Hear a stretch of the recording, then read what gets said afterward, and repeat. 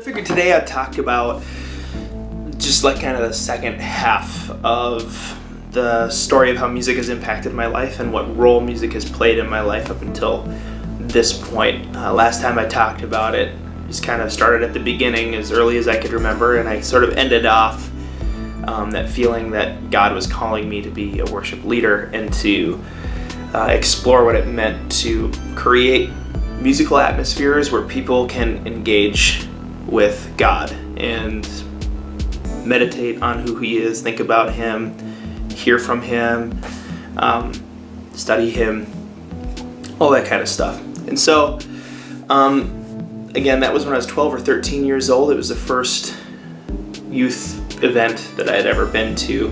And we saw that same group, do worship stuff a few more times, and a couple friends of mine guest performed with them, I guess, as I got a little bit older. And I met a few other musicians.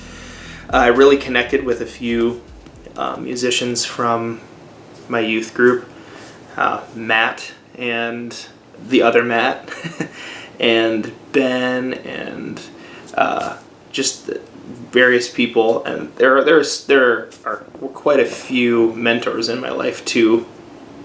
A guy named Todd, a woman named Deb, a guy named Rob, and then my parents, of course, and who were just very good at encouraging me and helping me to learn. I had music lessons from my mom up until I think it was 8, and then I started, probably around 10 or 11, and then I started piano lessons with the director of my choir, who's just an amazing man. Just an incredible pianist and musician and musical thinker named Francis, who also taught me a lot about how I sing as well. But when I was 13, I realized, or at least had this thought process in my head, that if I'm going to be a worship leader, it's cool if I can play the piano, but I need to learn how to play the guitar. And honestly, I was kind of right. Girls back in the day were like, oh cool, he can play piano. But as soon as I picked up that guitar, everything changed for me. I went from being the dork, the nerd in youth group, to all of a sudden all the girls wanted to date me. That's actually where I met my wife, Lisa. But I don't know if it was all the girls. That might have been a little bit of an overstatement. But anyway, I was still pretty dweeby, so I think they were just starting to see through my dweeb exterior into my soul. I have such a beautiful soul because I play guitar. Anyway, picked up the guitar and started learning, and Todd taught me a lot of stuff. Me and my cousin Scott were, learning together, and it was really fun. I remember picking up the bass. I think before I even got an acoustic guitar to play at home, I had an old bass guitar that my cousin Scott let me borrow, and that thing was a piece of junk. But it worked for learning, and I remember bringing all the sheet music stuff home from church and youth group and just poring over those songs and just so obsessively going over how to play the chords and getting the rhythm down right, and my fingertips just, and so much agony and pain from learning. But it was just, I don't know, there was just such an intense drive, and it wasn't because I wanted to be cool. It wasn't because,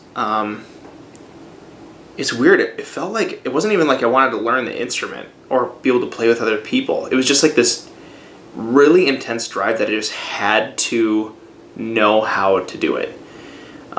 Part of it was that, I'd had piano lessons for a while now, especially if you start back when my mom started teaching me at 5. And I'd learned all these practice habits from the choir that I was in, so I knew how to get better at an instrument, but to start all the way back at ground zero was almost frustrating in a way. So frustrating that it caused me one summer to practice guitar and bass basically 8 to 10 hours a day, maybe. One summer for sure was almost that much. And when you practice that often and that much with good practice habits like I had developed being younger, you get decent pretty fast.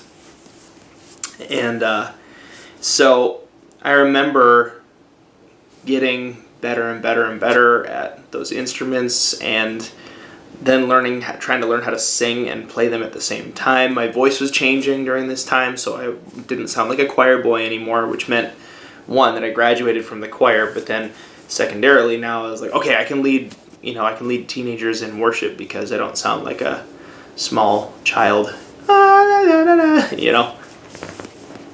And it was so scary for several reasons. One, my voice was so different. I didn't know how to make it do what I needed it to do.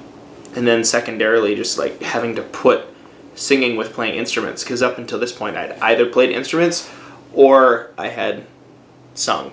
So I wasn't good at mixing the two. So not only was I trying to learn new instruments, I was also trying to figure out how to do multiple things at the same time.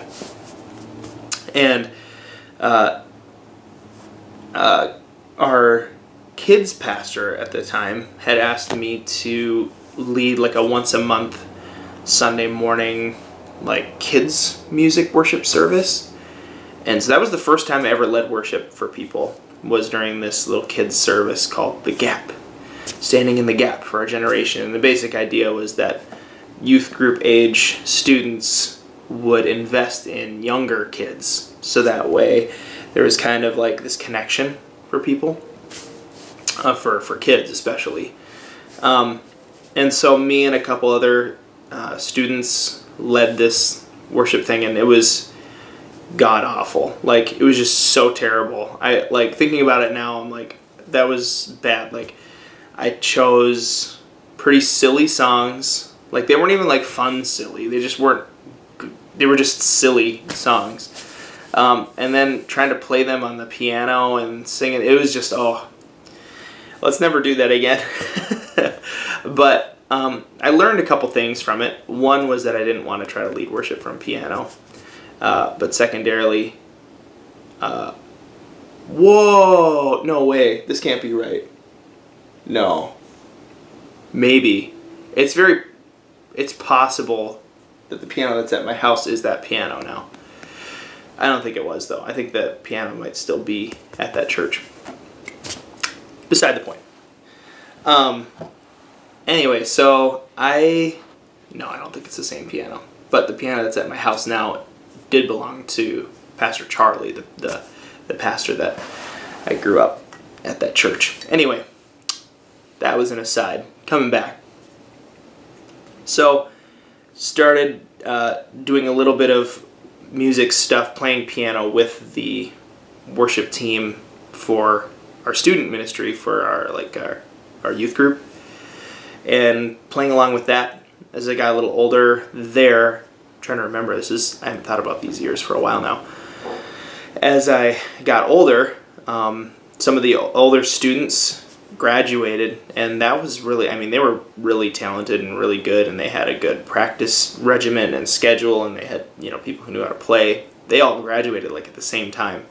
And so I took over the music part and started basically at scratch. Me and my buddy Matt were kind of the backbone, I think, a lot of that team at the time, and a few other people helped out, but that was where I really got my feet wet, I think, with understanding what leading worship was really going to look like, because I had to schedule musicians. I had to figure out how we were going to be able to play songs and make them, actually be able to get through a song. I remember the feeling of, it's a miracle that we made it through this song without having to stop, and just being grateful for that.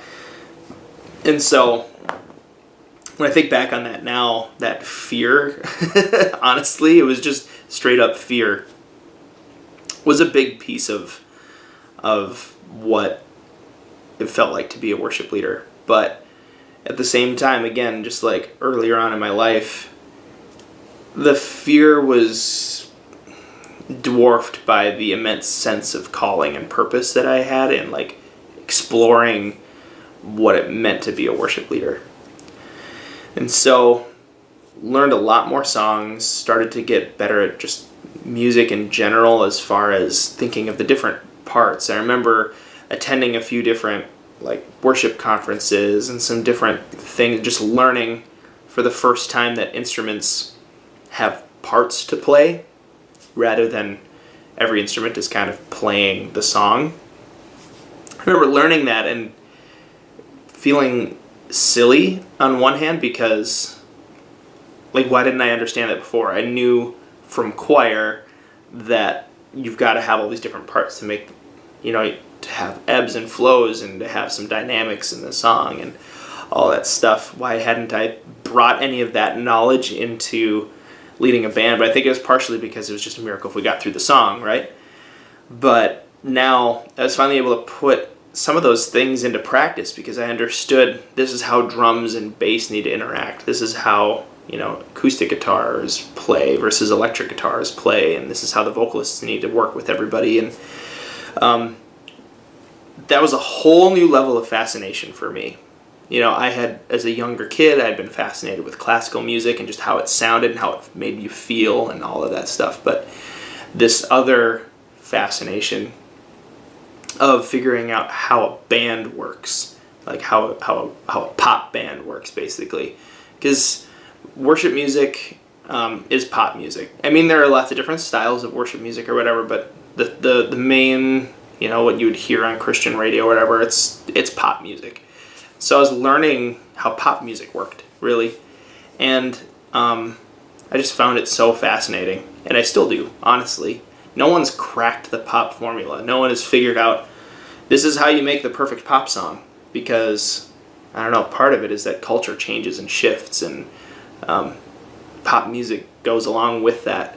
But another piece of it is just it's sort of this elusive thing. There's not one thing you can do to know that your song is going to be a pop hit. And so, anyway, that new level of fascination for me was just huge because now I had something else to dive into headlong to try to figure out how do bands work together? How do the instruments listen to each other and play or not play, in order to create moments, in order to create ebbs and flows. And during this time, I joined up with a group of friends, played some music with them in a band called Purify. Great name, by the way. Back then it was okay. It wasn't too bad. It was still pretty bad even back then. We knew it. We tried to change the name of that band so many times, but believe it or not, the other names we came up with were worse. But anyway, man, this is turning into a fun sort of memory lane adventure with you guys as I'm sharing this story. So I feel like there's still more, because up until this point, I think I've only gone up to like age 16 or 17 or something like that. So, yeah. Did you guys ever play music with other friends or groups? Tell me a little bit about that in the comments below. I'd love to hear some of your guys' stories as well. And thank you so much for hanging out with me today. Peace.